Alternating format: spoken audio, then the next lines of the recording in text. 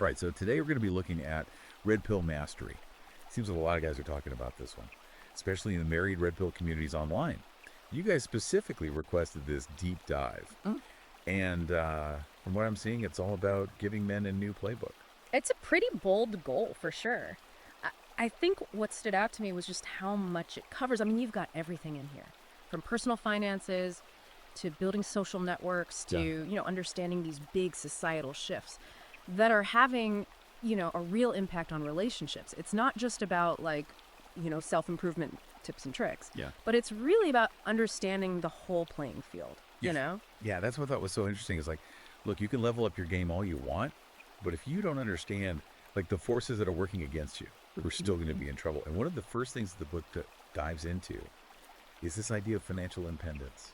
Right. And it even quotes Warren Buffett, who says, if you don't find a way to make money while you sleep, you will work until you die.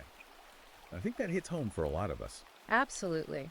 Especially, you mentioned the married Red Pill community. Yeah. I mean, that quote goes right to the heart of that whole idea of covert contracts in marriage. Where financial stress, I mean, it can become a huge point of leverage. Yeah. And you know that. By achieving financial independence, you're not just securing your own future, but you're actually creating more equality and freedom within your relationship. I never really thought about it that way. It's not just about the money itself. Right. It's about, like you said, the power dynamic. Exactly. Yeah. So how does the book suggest guys go about achieving this financial freedom? I think a lot of people, when they hear that, they think, oh, get rich quick schemes. Right. That sort of thing. Easy money. But this is really not about that at all. This book is about building a solid foundation. Yeah. Through practical strategies. Right. Things like, investing in the stock market, real estate, even starting your own business. It's about taking control, rather than being at the mercy of a job. Or even worse, feeling trapped in a relationship because of finances. Yeah. I could definitely see how that would resonate with a lot of men. Yeah. Who are feeling that pressure, especially guys who are, maybe starting to question some of those traditional roles within their marriage. It's almost like this book is saying, look, you can rewrite the rules if you want to, but you need to have that financial security to do so. That's a really good point. And, I think it connects really well to this whole red pill concept of being a high value man, you know? And this is something that a lot of people get wrong, I think. It's not just about looks or, status or whatever. It's really about having the resources and the mindset to actually go out and create the life that you want. Okay, so we've got the finances. That's like the foundation. Yeah. But then the book kind of jumps into this whole other area of social dynamics and communication. And it really talks about the importance of mastering small talk, building strong social networks, which, I don't know, it seems a little counterintuitive for guys who are already, feeling maybe a little disillusioned with mainstream society. Yeah, I think that's a fair point. But here's where it gets interesting. The book's argument is that even if you're questioning the system, even if you disagree with it, you still have to be able to function within it. Right. And mastering communication, this is really like learning the language of power. It doesn't matter whether you agree with the current power structure or not. It's about being able to connect with people, build rapport, influence outcomes. So, even if you don't like the game, you still got to learn how to play it. So it's not about conforming. Right. It's about using those skills strategically. Exactly. To get what you want. Yeah.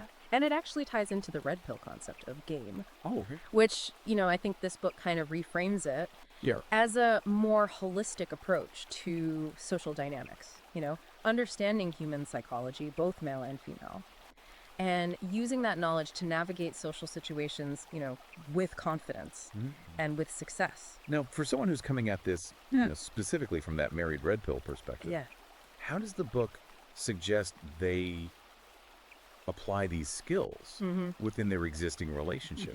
Because it sounds like a lot of this is geared towards, dating and meeting new people. Yeah, no, that's a really good question. And I think, what the book emphasizes is that these skills are actually transferable to any relationship, even your marriage. So, by improving your communication, understanding those unspoken dynamics, learning how to create those win-win scenarios. Right. You can actually strengthen your existing relationship.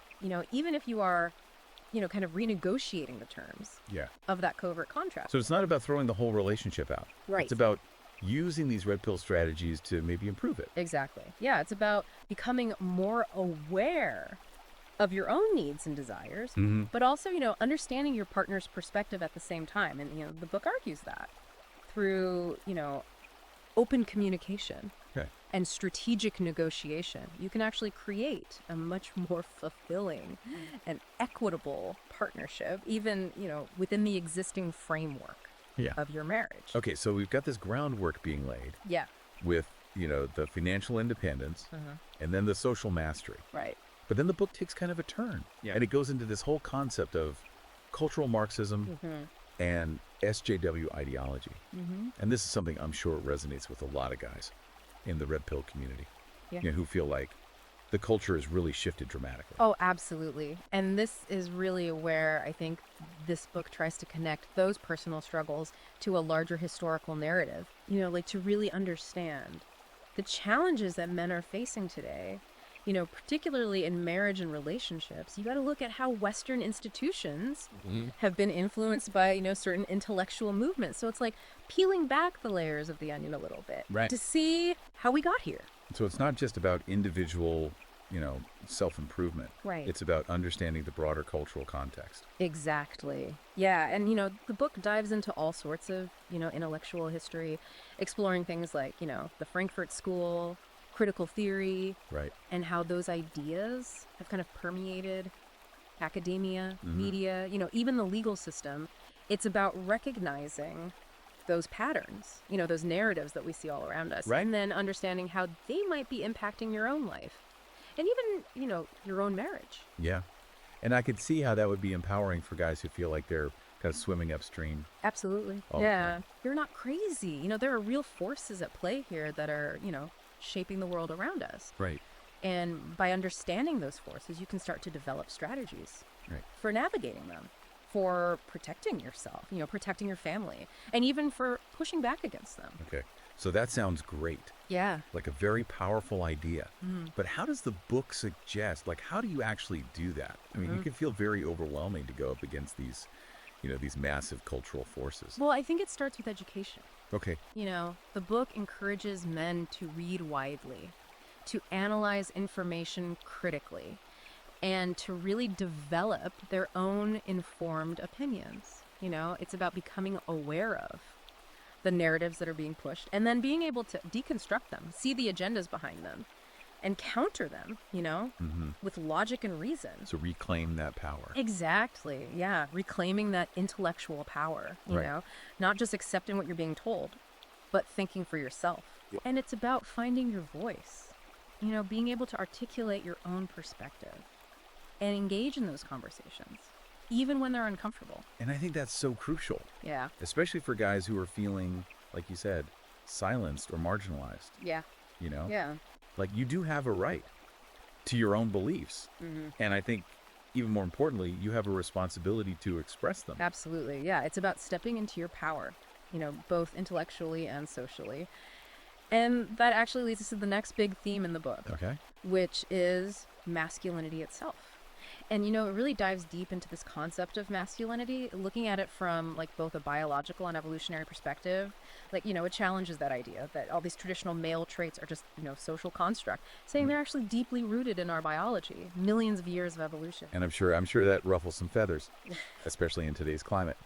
So what's the book's take on how all this relates to marriage? Those unspoken contracts that we were talking about earlier. Yeah. Well, it argues that a lot of the conflicts we see in modern marriages are coming from this disconnect between those hardwired male drives and the expectations that, modern society is putting on men, because we're biologically wired for certain roles, certain behaviors, but those are often bumping up against the current cultural narratives, if you will. Like a nature versus nurture kind of. Exactly. We're told to be one way, but our biology is like, nah, we want to go this way. Yeah.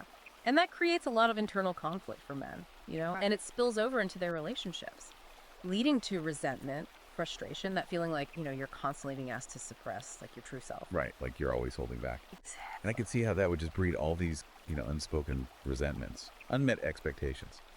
which then leads to all the problems. So does the book offer any solutions for bridging this gap? Well, it encourages men to embrace their masculinity, but not in that, toxic way that a lot of people think about when they hear that. It's about understanding those drives, those innate drives, Right. and finding healthy ways to express them, both within your marriage and, in your life in general. So it's not about just conforming to some outdated stereotype of what it means to be a man, Right. but it's about understanding yourself better Yeah. and finding a way to kind of be authentically masculine, Right. in the modern world. Exactly. And that might mean renegotiating those contracts, those unspoken contracts in your marriage, setting clear boundaries, having open conversations about each other's needs and expectations. It's about finding that balance between the biological reality of being a man and the complexities of modern relationships. Right. And it's not all internal work, though, right? Right. The book also talks about taking action in the real world. Absolutely. And one of the things that it emphasizes is, physical fitness, almost framing it as a way of kind of reclaiming that primal masculine energy. It's funny you say that because it's not just about, looking good Right. or being healthy. The book actually argues that physical strength and discipline, these are actually essential components of masculinity, not only for yourself, but also to be able to protect, the people that you love. It's interesting because for a lot of men in that red pill community, there's this sense that society has become almost increasingly feminized, and that men are being kind of encouraged to be more passive, more, emotionally sensitive. The book definitely tacks into that. It argues that while there's nothing wrong with emotional intelligence, it shouldn't come at the expense of those core masculine traits, like strength, assertiveness, decisiveness. These things have been essential for men, throughout human history for survival and success. So it's about finding that balance, like reclaiming those aspects of masculinity that maybe have been, downplayed a little bit, maybe even demonized in recent decades. It's almost like a call to action, to step up and embrace that responsibility.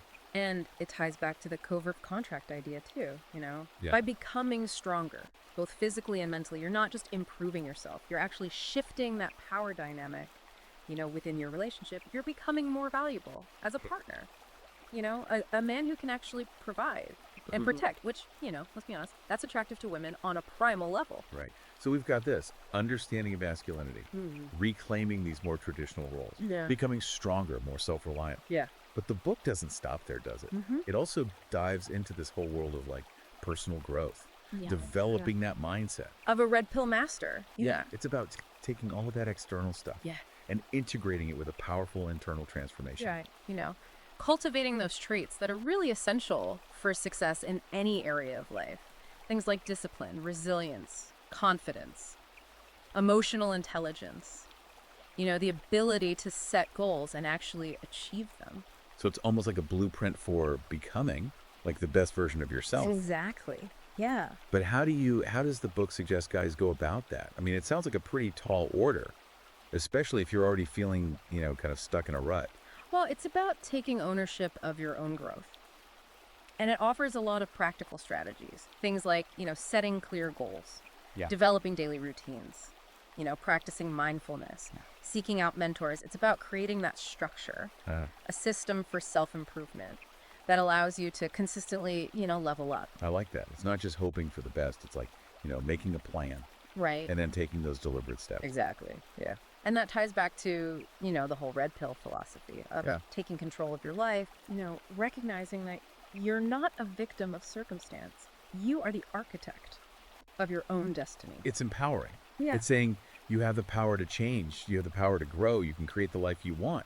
But Yeah. you got to be willing to put in the work. Exactly. And that work involves not just those external changes, but also that internal transformation, developing that mindset, the emotional resilience, that unwavering self-belief that are, really essential for red pill mastery. So we're building this foundation of self-reliance, this Yeah. strong internal core. We've got that understanding of masculinity, the forces at play in society. But the book goes even deeper, right? Yeah. It starts talking about purpose, like finding that deeper sense of meaning. It's about going beyond just the material success, the Yeah. status, the the relationships. It's about asking those bigger questions. Mm-hmm. What is my purpose? What legacy do I want to leave behind? What impact do I want to have on the world? Like those existential questions. Yeah. And, those can be intimidating for people, especially, in the married red pill community, where there's already that sense of questioning those traditional roles and expectations.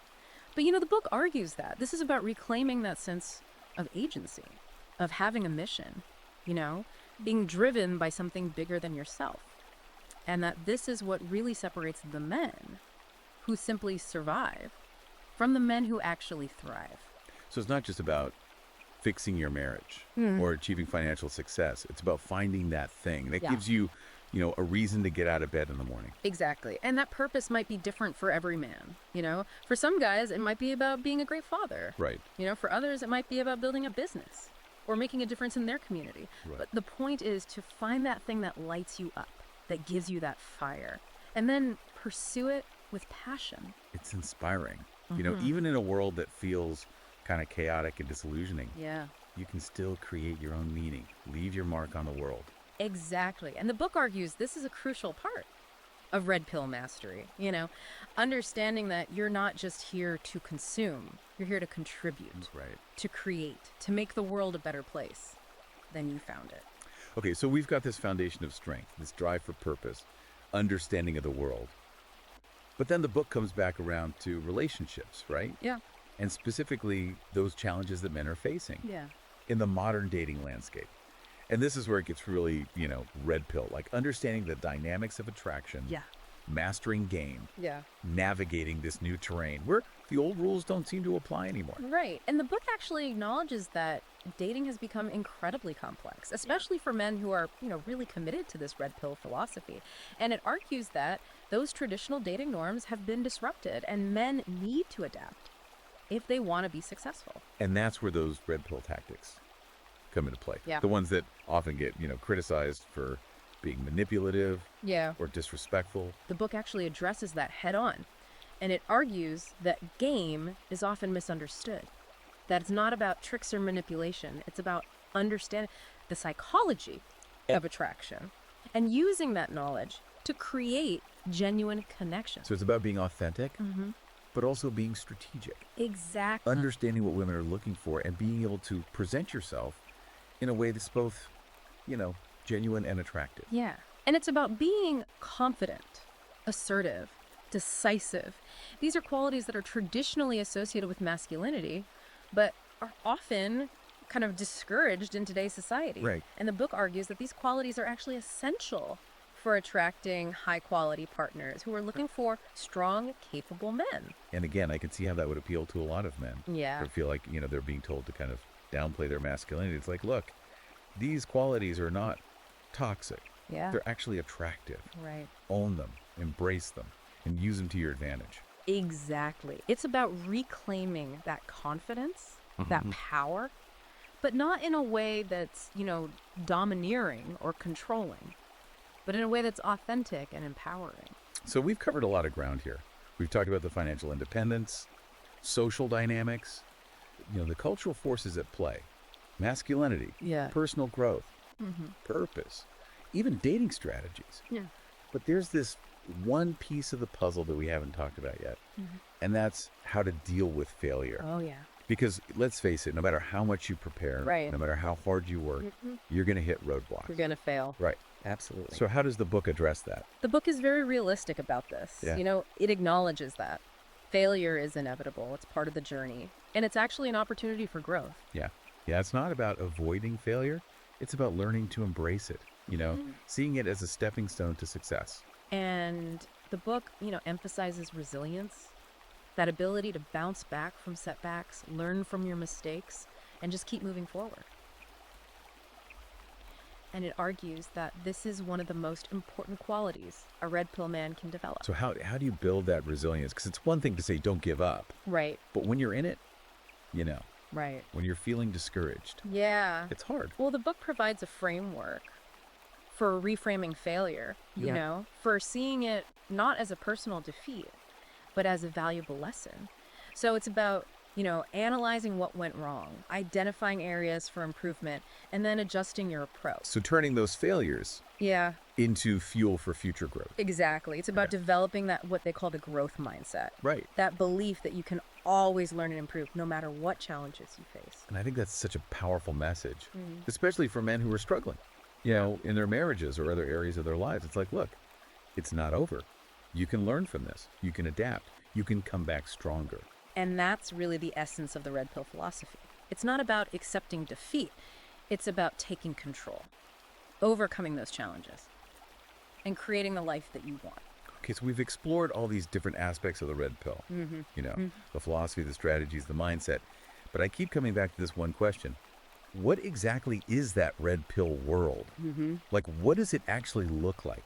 Because the book is kind of advocating for this, It paints a picture of a world where men embrace their masculinity, where they take responsibility for their own lives, where they build strong relationships based on mutual respect and understanding, where they contribute to society in meaningful ways and they live with purpose, integrity. It sounds kind of utopian, Yeah. but also incredibly challenging. It's like calling for a radical shift, not just in individual consciousness, but in society as a whole. It's definitely ambitious, but the book argues that it's achievable and it starts with yourself, taking those steps towards self-improvement and then radiating that outwards, influencing your family, your community, and ultimately the world around you. It's like that ripple effect. Exactly. You start with that individual transformation, Yeah.